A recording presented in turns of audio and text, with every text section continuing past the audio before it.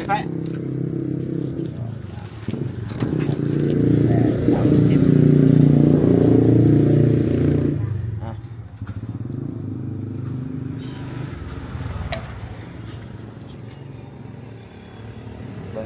บรรลุให้เลยบ่ได้รู้สาวพันรู้50,000นะ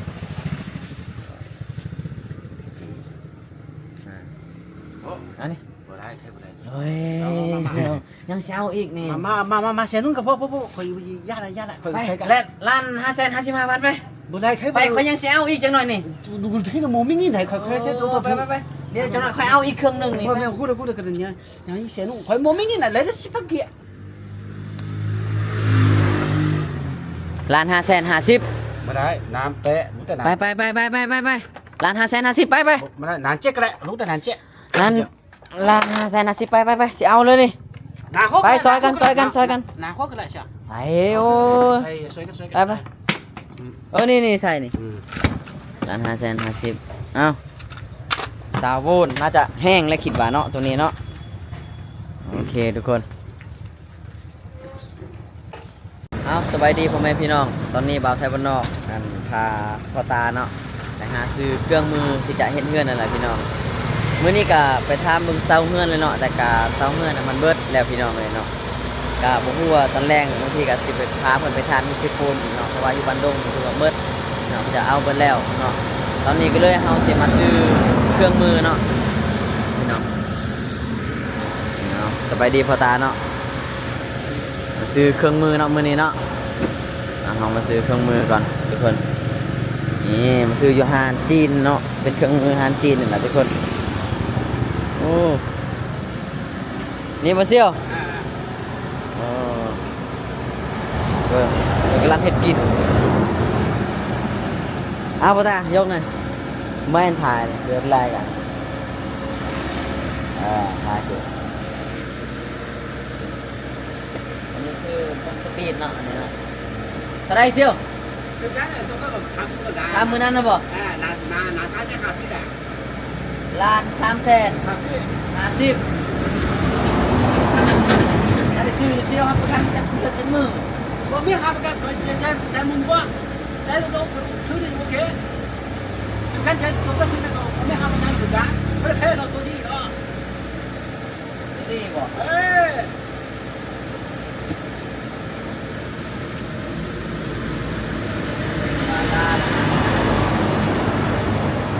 มีราคาแบบใดแน่เสียว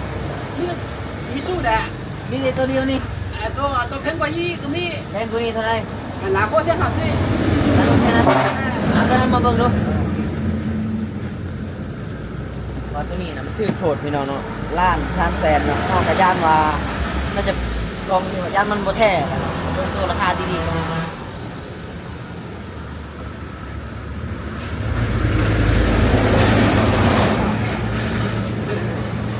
นั่นก่อนใหญ่เบิ่ง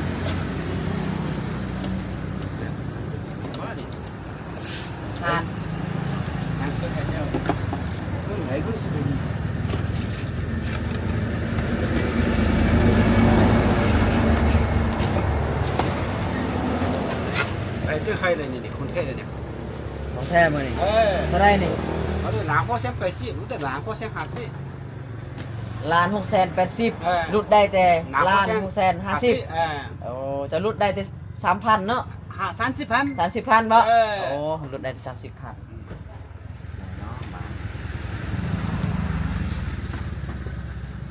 ลองก่อนตีหรือว่าบ่ได้ลองน้ำมันนั่งก็ได้นั่งก็ได้นี่เอาเจอลองเสียบไฟเบิ่งดูบ่ค้าประกันบ่เป็นหยังมือหันก็ใส่บ่ได้มาแพงใส่ก็ได้โอเคเจ้ารับประกันจากมือแหละบ่มีค้าประกันเสียไฟหลังมึงก่อนเอาสมมุติว่าเฮ็ดมื้อนี้มื้ออื่นเพแล้วจังได๋บัดนี้บ่ได้แพ้เจอใส่ได้ก็ใส่บ่ได้ก็โทโอ้แล้วใส่บ่ได้ก็โอ้คือกันตายแท้ก็คือกันโดนที่ได้คือกันโดนจะขึ้นพูดได้เดี๋ยวขี้มันบ่ขึ้นบ่ได้หนูแม่นบ่เป็นว่าตัวนี้1,650,000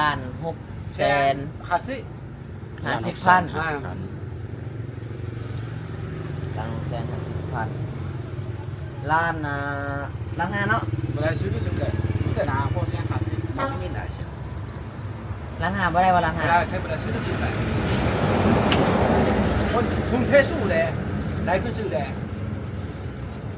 俺好先看自己。 ร้าน650 嗯，你我就加开的。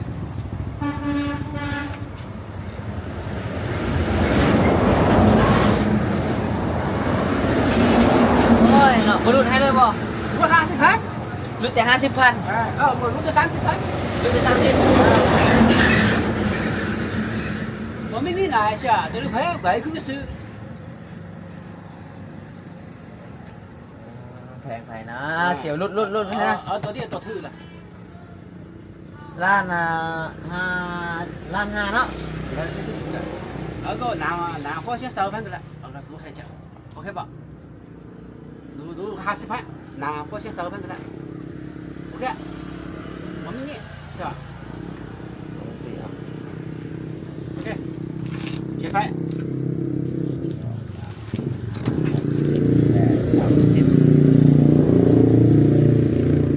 อ่ะ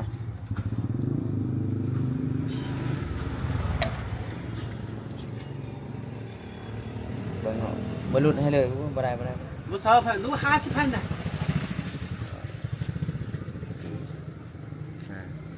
哦， อันนี้ 不来开不来。 เฮ้ยเสียวยังเช้าอีกนี่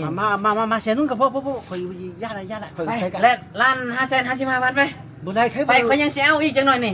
我这个没命你来，快先走走。ไปเดี๋ยวจังหน่อยค่อยเอาอีกเครื่องหนึงนี่ 我过来，跟人家，让你先弄，快没命你来得10分开，还不知多久了，开你的多的你，不เอา拿一个来一下，多的 ร้าน 拿一个来多的 ทอนค่อย50เด้อ ，OK，然后，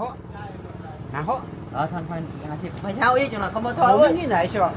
โอ้ยจังหน่อยไปซื้อห้านอื่นแล้วเจ้าบ่เอา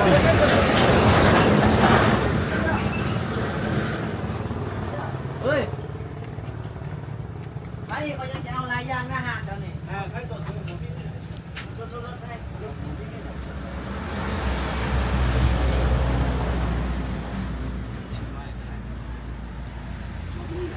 加海桥，加海，下滴滴啊，谢饭， ตัวไหน 谢了，能到，能到，还有呢，能到，不去的，3几去，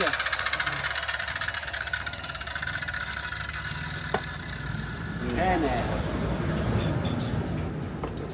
多大？ เบิ่งเนาะนี่เพิ่มเติมตา 不能。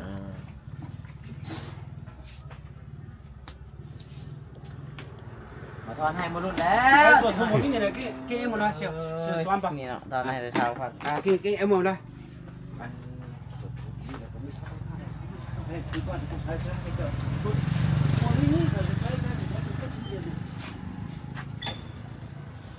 นี่ไปก็คุณเท่เลยนี่ไม่เชื่อมันเลยนี่ ยังมีบ่ใบมันนี่ มีจันทร์มึงจันทร์ก็ ก็เริ่มมานำเลย ซิมมายี่นี่ เอามาใบอีกเอามาอีกใบหนึ่งมาสิ อันนี้อันนั้นบ่ ใบมัน เขาจะไปเลย ช่วยฉันป้ายใบ เขาจะไปเลยจะตัวนี้เนี่ยหงเนาะ ใช่เอามาพี่ช่องฉันป้ายกับมาเบิ่งก้อนแหละโอ้ยเดี๋ยวเราจะเอามาเบิ่งอีกเนาะเราจะซื้อใบมันมาเติมประมาณนี้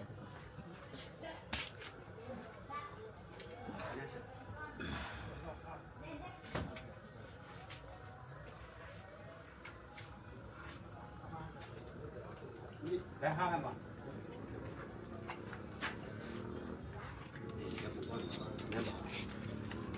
เท่าไรใบนี่ ไป2,500 250,000ใบหนึ่ง250,000นี่เด้อ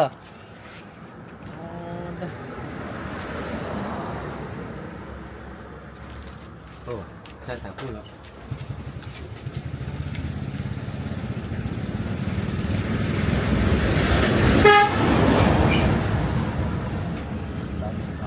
บุรุษเธอบ่เชื่อบ่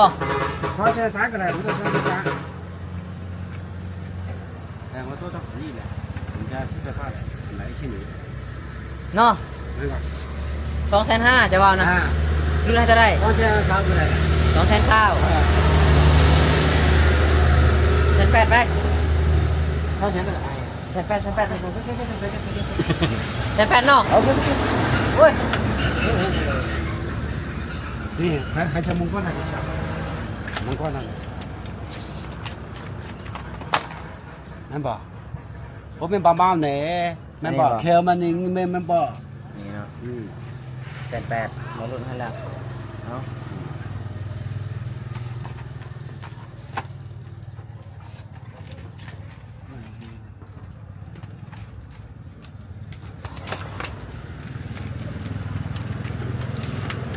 นี่แหละพี่น้องถ้าให้เพื่อนเนาะเราต้องมีอุปกรณ์ที่เนาะพอตาเนาะ โดย ถ้าบ่มีอุปกรณ์แบบนี้ถือว่ายากให้เดือดมือเนาะมันซ่าเนาะ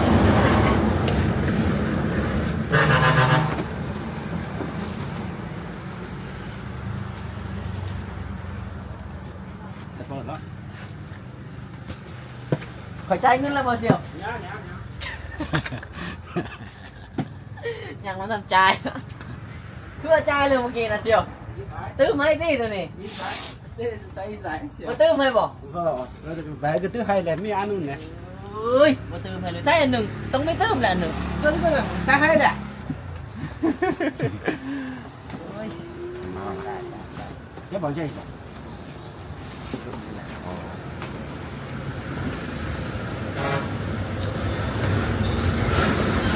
78เนาะอันไปเอาจักรกบมา จะก็บอก เอาตัวดีมาพี่ตัวดี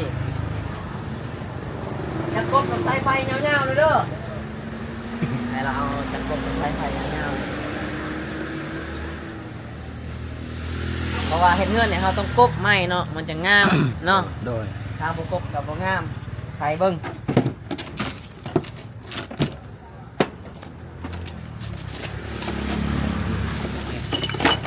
ตัวดีบ่เนี่ย ตัวดีแหละ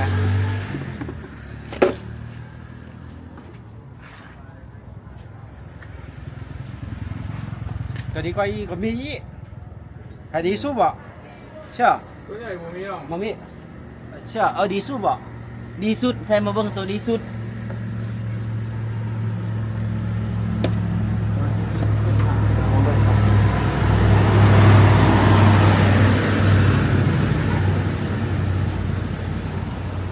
ร้อย เป็นอันนี้ยังจริงเยอะอะไรมาเบิ่งตัวดีสุด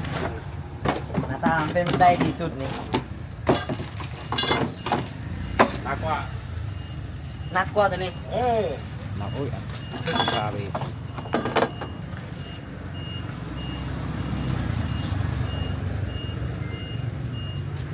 เรียบร้อย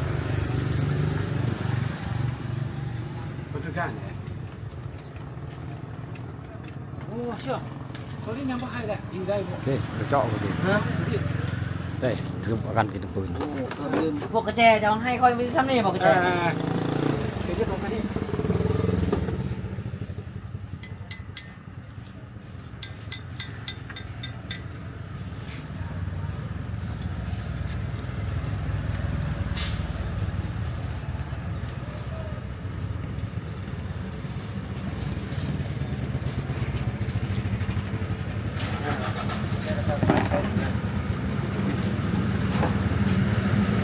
แกะเบิ่งเนาะ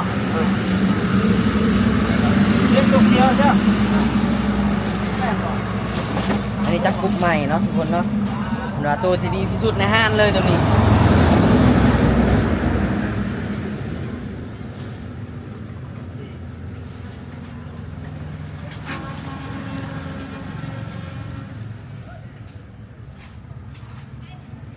เมื่อกี้เจอบอกกันไหนแก ký đỡ thế nào. Đẹp rồi chưa hả? Này, cái này này, bỏ vậy. Nó cái chai cái cao này nó ạ này. Có lui nó mê kít, mê cao kìa. Cao đó ấy, cái nó kìa. เด้ได้แม่ตามัน Thế có cao này, đó có cao. Nó cái chai cao กระแจ này. มันตื้มเลยตีมีตีกระแจมันพวกกระแจมีครบในนี้เลย Ở đâu chưa? Cái án này. ราคา ตัวเสียขาดสิ ฮะ ตัวเสียขาดสิ 1,850,000 ตัวนี้หาตัวเสียขาดสิ Pha hả? นี่1,650,000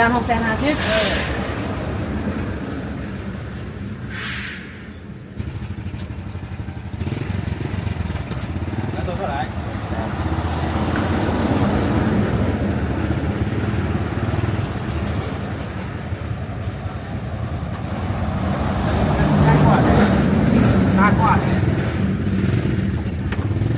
บ่ดีที่สุดนะฮะ ดีสู้แหละเพิ่งก็สู้ได้ ได้มื้อนี้บ่มีบ่เนี่ยฮะ มันนี่แหละ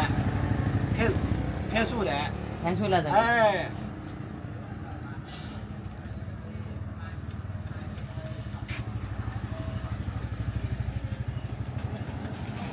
เนี่ยเชฟบอก เสียเบิ่งเอามาเสียเบิ่งมาลองมา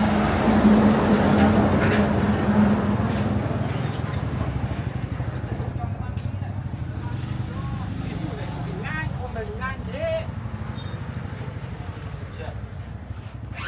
นั่นบอก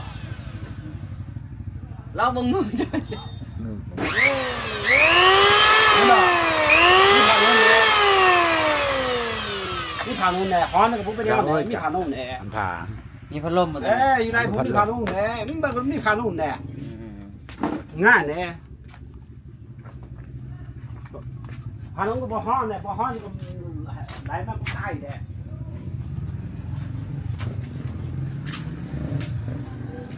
ตัวนี้มันมีผ่านนู่นตัวนี้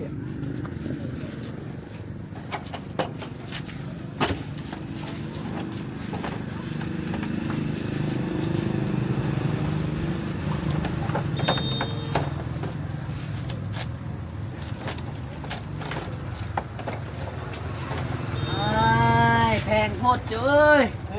ลุดเนาะ น้ำไปแช่เศร้าแพ้กันเลยล่ะ ร้านเป็นแสนสาวพัน อ่า โอ้บ่ได้แล้วร้านเป็นแสนสาวพันอีกพี่น้องครับ ต้องมีสาว ไปเลย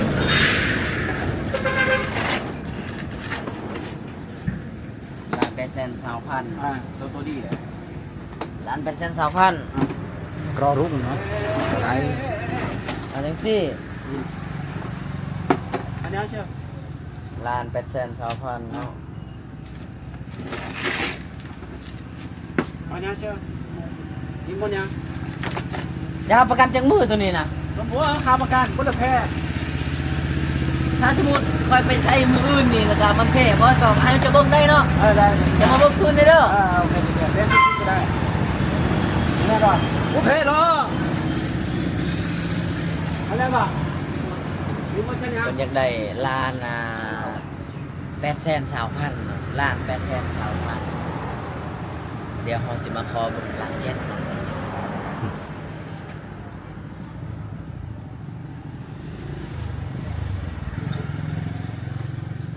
นี่เชียวเอ้ยล้าน7ไป น้ำเป๊กก็ได้โอเคโอเคป่ะ ล้าน7เนาะ ถือน้ำซุปใส่ ฮะ น้ำเป๊กก็ได้ถือน้ำซุปใส่ ล้าน7นั่นแหละ น้ำเจ๊ใช่หางกันเลย ล้าน7ล้าน7ไปล้าน7ล้าน7เนาะทุกคนเนาะมียังเนี่ยบ่แควมันที่บ่ได้ตื้อบ่แคว หางก็ต้องให้ใจก็ต้องไปก็ต้องให้ใจมันมีแต่ต้นคงสู้แท้สู้เลย ไหนก็ได้เงินเสร็จไหนกัน ก็เลยพุ่งไปแต่ แรงงานหน่อย อันนี้เชียวนั่นก่อนเจ๊ มีพวกกระแจเนาะ โอ้เจ๊ก็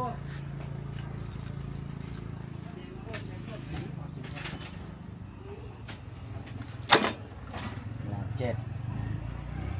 เอาถือว่าดีที่สุดในห้างเพิ่นว่า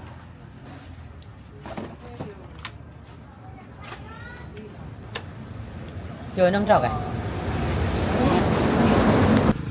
เพิ่นว่าตัวดีที่สุด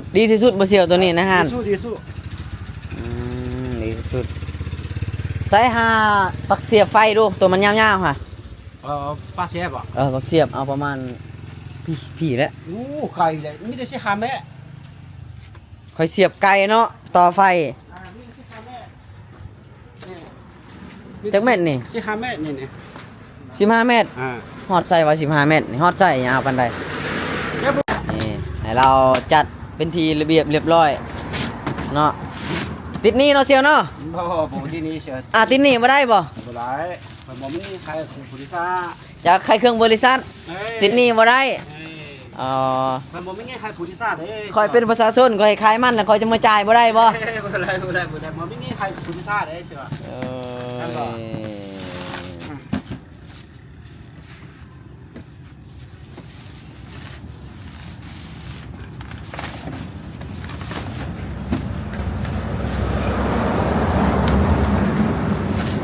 ก็สิมาซื้อสายไฟเนาะเพราะว่าเฮาสิเฮ็ดเฮือนให้พ่อตาก็จำเป็นได้ต้องต่อไฟนำอันคนไทยบ้านนั่นแหละเนาะต่อไฟนำกระเจ้าแล้วก็เสียเงินค่าไฟให้กระเจ้าเนาะ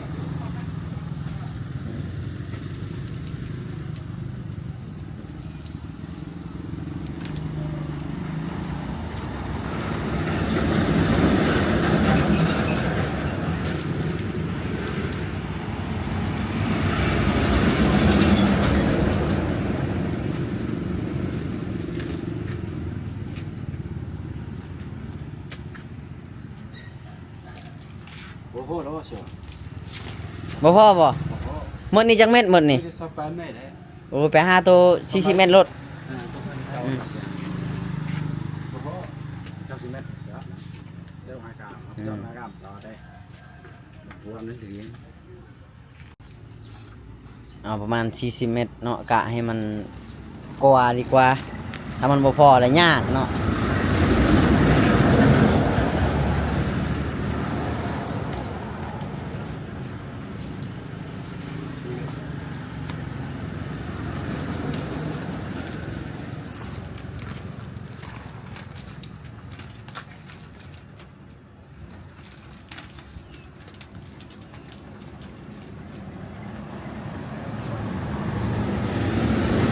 ไฟ40เมตรเนาะเพราะว่าต้องต่อไฟจากเฮือนเขาเจ้าเนาะแล้วก็มีปักเสียบน้ำ800,000จ้ะวะนะ ไปเชียนเจ็ดสิบ 170 ไปเชียนเจ็ดสิบ สายไฟ กาป้าเชีย ทางปักเสียบสายไฟนะ ไปเชีย รุ่นให้เนาะ600,000เนาะ เวลาแค่ตัวถือแล้วมัวสู้แหละมัวไม่เงี้ยไหน 6,500เนาะ เวลารู้ได้ไปเชียมัวไม่เงี้ยไหนคำว่านี่ไปเชียก็ละ700,000ไป700,000 เวลาแค่เวลาเชียว ไป700,000รุ่นให้ บ่ได้ เขายังแซวอีกเครื่องหนึงนี่จะบ่รุ่นให้เขายังอยากเอาอีกนี่700,000ไปทางปักเสียบฮะเนาะ700,000โอ้บ่รุ่นให้เลยโอ้ยซื้อตัวใหม่แล้วจังหน่อยนี่ ซื้อกับซื้อลายกับรถซอยกันแหละ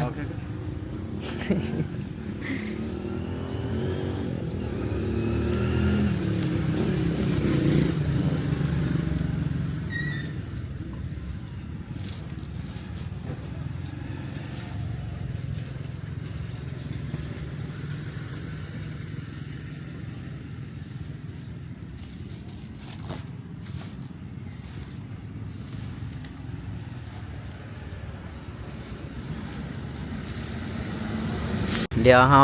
มาไล่เงินนำกันก่อนนะไล่เงินจัก จะ 1.7 ล้าน นานเจ๊จะละเจ๊เสีย 1.700,000บวก700,000 วันที่สองนาที ไปที่เท่าไหร สองนาที 2.4 ล้านพอดี2.4 ล้านเนาะบวกทั้งสายไฟบวกทั้งจักรพอดี2.4 ล้านเนาะเดี๋ยวจะพามาเบิ่งตัวเจาะเนาะทุกคนเนาะบ่แม่นเจาะไม้ฮะตัวน้อยๆบ่แม่นตัวใหญ่ ตัวน้อยบ่ตัวดีแล้ว ไปมาพี่โอ้ใส่ฐานบ่ ตัวใส่ถ่านใส่เบิ่งตัวใส่ใส่ถ่านใส่ไฟฮะ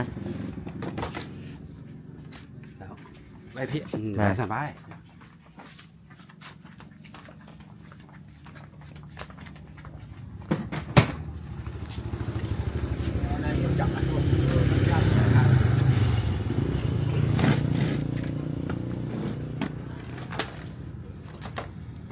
เบิ่งจักโวนเบ็ดมันนี่ เดี๋ยวตอน4 โมง2 โมง4 โมง ฮะ 2 โมงสห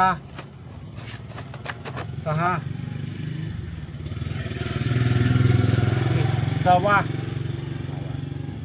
โอ้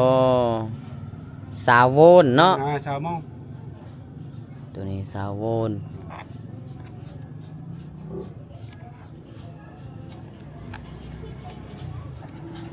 แบตมัน20 โวลต์เด้อตัวนี้เด้อแห้งบ่ เฮ้ยน่ะมึงก่อนน่ะ เดี๋ยวลองใช้เบิ่ง มีไฟเลยบ่ มี เฮ็ดเบิ่งใส่เหล็กเจาะมันดิ ไม่ก็เลเจอร์เท่าไหร่ อันเจาะนี่ ตัวพื้นเท่าไหร่ จะเอามาหมดเอามาเบิ่งหน่อยมันมีแบบใดเนี่ย ตัวน้อยก็มีตัวใหญ่ก็มี เอามาทั้งตัวน้อยตัวใหญ่มาไว้นี่รถจะเป็นเหล็กที่เจาะเนาะแล้วก็ไฟมัน20 โวลต์ตัวนี้20 โวลต์ดูว่าแห้งและ20 โวลต์เนาะเท่าไร นำไปเชียงหาดสิ 1,850,000โอ้แพงเนาะ ตัวสายไฟกับบุแพงมีแต่ไปเชียงปลายตัวนี้ก็แพงกว่า ตัวนี้แพงกว่าใส่ดนอยู่บ่ ใช่ลุงเนาะดีเนาะแต่คือซื้อ ตัวนี้เนาะโอ้คนว่าใส่ดนตัวนี้ แต่ว่าบ่ได้ใส่ไฟฟ้าเนาะใส่แบตเตอรี่เนาะ ใส่ถ่าน แต่ว่าต้องได้สร้างเอา มันไม่สายไฟจะสายยี่แต่มันไม่ไฟสายยี่แหละ เบิ่งแกะออกเบิ่งเฮาเบิ่งอยู่ใส่แบตมันนี่เบิ่งอยู่ใส่แบตมัน ไปอยู่ไรโพแหละ เฮาฮู้จักว่าแบตมันหมดหรือยังให้เบิ่งอยู่ใส่ มีใส่มุมตัวนี้มันไม่ไฟเด้จับตัวนี้จับไม่ได้เด้เสียไฟนี่สายไฟได้นี่ ชักไฟแล้วโอ้โหใส่ไฟ มีสีแดงเนี่ยเด็ดมีไฟเด้ ใส่เอาไปลองสร้างมึงดูข่อย ผม จะ เป็นยังสายไฟเจอชมพูเลยมือหันกับผู้ว่า ฮะ ผมว่านี่สายไฟมีไฟเด้นั่นบ่ตัวนี้นี่ตัวนี้มีไฟ มีไฟบ่อันนี้เต็มแล้วบ่นี่ มันยังพูดทีเจอซ้ำมือหาสายก็ได้บ่ซักก็ได้ใส่หมดเลยก็สายแม่นบ่ ก็แยะนะติชา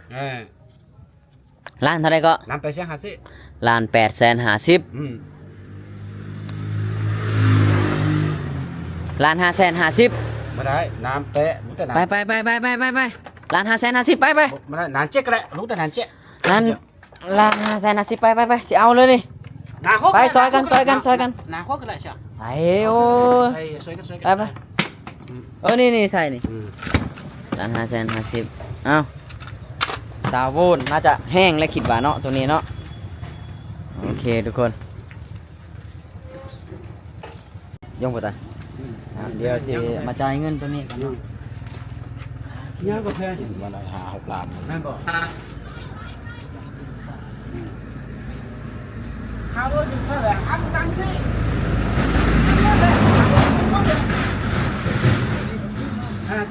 ตัวนี้มีแต่2,500นี่ข้าวรถอันสั่งสิมันมี เสียวน้ำเบิ่งก่อน น้ำเนาะ ล้านหนึ่ง อันนี้เชียว เฮ้ย นี่ก็ เท่าไรก็1,500,000 หาสิดีพี่3,300ก็ได้ล่ะ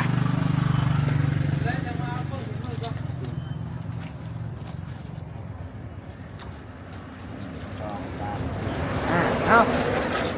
พอเนาะครบ ฮะ ยังหาสิ ครบแล้วดิ1,500,000แล้วว่ะ บ่แม่นราคาใช่หาสิ โอ้ย1,500,000นะไป เคยบ่ได้รู้เท่านี้เชียวยังหาสิเชียวมันมีไหนเชียว ใส่กัน บ่เอาหาสิเชียวเคยบ่ได้มันมีไหนเชียวมันมีไหนเชียว ใส่กันไป มันมีไหนเชียวราคา10,000เชียว ตาย นี่พี่ เอาอีกเท่าฟันนี้เว้ยใส่กัน เคยบ่ได้เชียวรู้เท่านี้เชียวบ่ได้ตัวเชียวเคยเจอตัวถือมันมีไหน อ่า โอเคนี่สวัสดี โอเคทุกคนเดี๋ยวเอาอุปกรณ์เฮามื้อนี้ถือว่าครบเนาะถือว่าเฮ็ดเฮือนได้เนาะวันนี้พอตาเนาะถือว่าเฮาเฮ็ดเฮือนสามารถเฮ็ดเฮือนได้เลยครบเครื่องแล้ววันนี้เนาะมีแต่ว่าเฮาจะเอาเครื่องกลับเฮือนวันนี้แล้วก็เอาไปหาเซาเพราะว่าเซามันเบิดเนาะเซาเนาะเฮาต้องได้ทาเซาอีกเพราะว่าเขาเจ้ากำลังเฮ็ดหรือว่าบางทีมื้อแรกเฮาจะไปทามอยู่เซโปนเบิ่งเนาะถ้าเขาเจ้ามาส่งให้แล้วก็ให้เขาเจ้ามาส่งเลยเฮาจังสิได้ตังค์ไว้เนาะโอเคเนาะ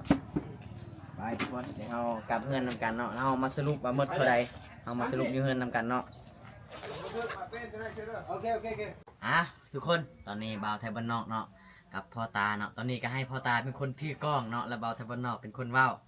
เนาะกะผู้ใหญ่เพิ่นฝากเงินให้ไปซื้อเครื่องมือเนาะอยู่ตลาดพี่น้องกะอย่างแรกเลยเนาะที่เฮาได้นี่เนาะเงินเฮาเอาไปมื้อนี้แม่น10 ล้านเนาะทุกคนเนาะ อันนี้กะสายไฟเนาะมีสายไฟที่จะต่อไฟเพราะว่าพอตาแม่นบ่มีไฟเนาะพอตาเนาะจะใส่ต่อน้ำเข้าเจ้าแต่ว่าสิจ่ายเงินเดือนค่าไฟให้เขาเนาะ โดย แล้วก็อันนี้มันลืมเลย จักเจาะ อันนี้มันจักเจาะเนาะนี่เนาะนี่อันนี้เครื่องเจาะของมัน อันนี้มันแบตเนาะ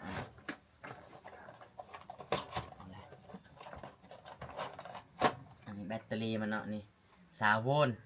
เนาะ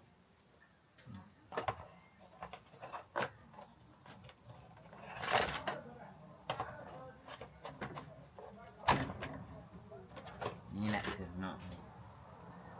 นี่เนาะลานปลายเนาะตัวนี้เครื่องทั้งหมดนี่ย่างละล้านปลายเนาะทุกคน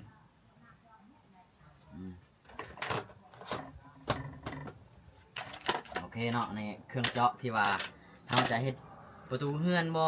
เนาะหรือว่าเจาะตะปูเนาะเราเจาะแล้วก็เราตอกตะปูเวลาเรายันตะปูมันโคตรประมาณนี้เลยทุกคน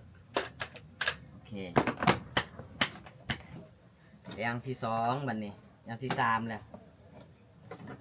อันนี้จะเป็นจักรกบตัวที่ดีที่สุดในห้างเลยตัวนี้เนาะนี่เนาะ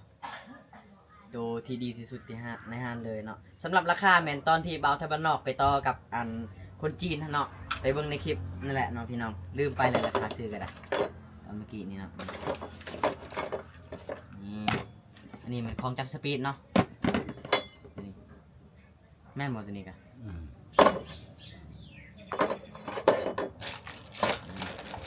ดอกกุญแจครบนี่เนาะตัวที่ดีที่สุดในห้างเลยจากกบไม้เนาะ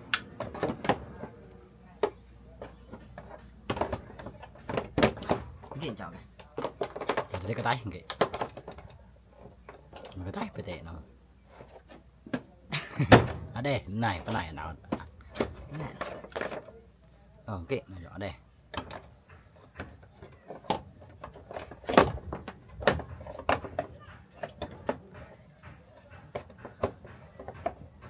Này, vẫn này cơ.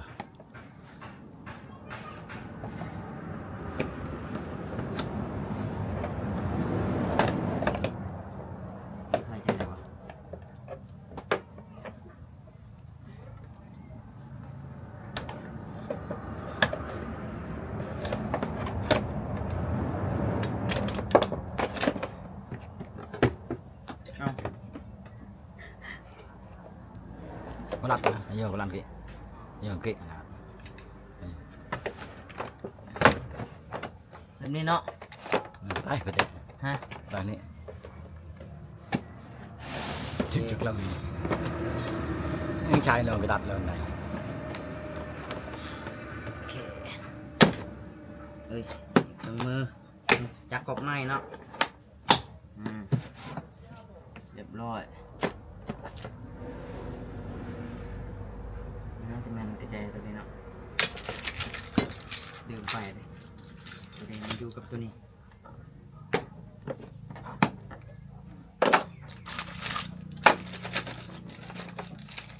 ไปนี่ก่อนโอเคจักรสปีดตัวนี้เนาะ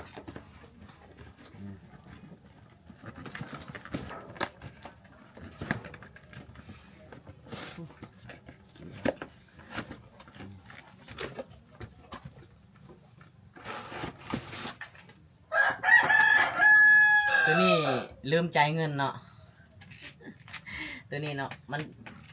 เพราะว่าเบาไทยบ้านนอกซื้อตั้งหากเนาะแต่ว่าไม่ได้จ่ายเงินซ้ำเนาะเพราะว่าจีนมันลงก็เลยสั่งมา ลงเนาะจีนก็ได้โอ้ยสลัดขนาดเลยแต่ตัวนี้มันลงก็เลยว่ากลายเป็นแถมให้เนาะอันนี้เครื่องมือจักรสปีดเนาะอันนี้เนาะเครื่องมือจักรสปีดเด้อ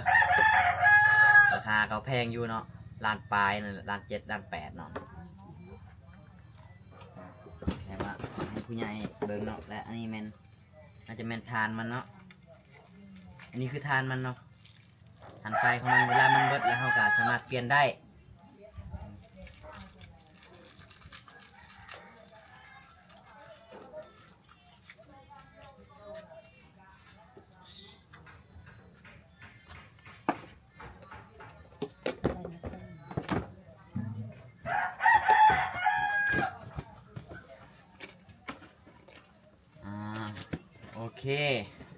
เนาะสำหรับเครื่องมือเฮาครบเนาะพ่อตาบัดนี้เนาะ ครับ สามารถเฮ็ดเฮือนได้แล้ว อันนี้สายไฟเนาะสำหรับต่อไฟไกลอันนี้แม่นที่เฮาจะเฮ็ดเป็นน้ำเที่ยงที่เฮาจะแทกเสาเนาะถ้าเป็นแทกประตูเฮาต้องอีกซื้ออีกน้ำเที่ยงตัวสั้นๆนั่นเนาะ โดน โอเคพี่น้องเนาะถือว่าครบนะทุกคนครบเลยบาทนี้ อันนี้จะเป็นเครื่องจักรสปีดนะตัวนี้เอากัน